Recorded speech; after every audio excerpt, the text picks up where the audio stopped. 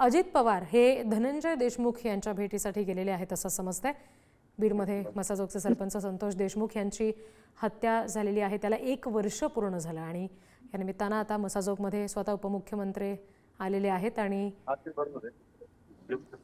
संतोष देशमुखांचे बंधू धनंजय देशमुख, त्यांची मुलगी वैभवी देशमुख इथं बसलेली आपण बघतोय। अजितदादा त्यांच्याशी आणि इतर गावकऱ्यांशी संवाद साधतायत।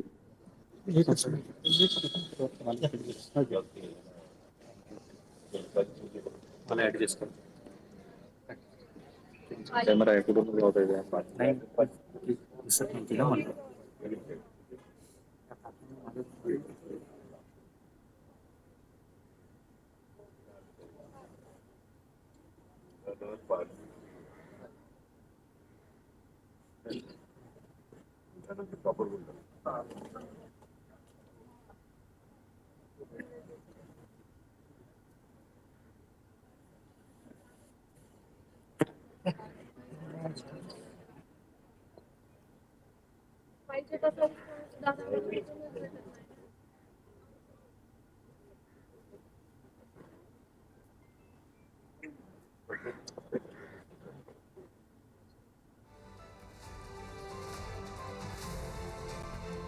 हे दृश्य आपण बघतोय बीडच्या मसाजोगमधली उपमुख्यमंत्री अजित पवार हे मसाजोगमध्ये सध्या आहेत।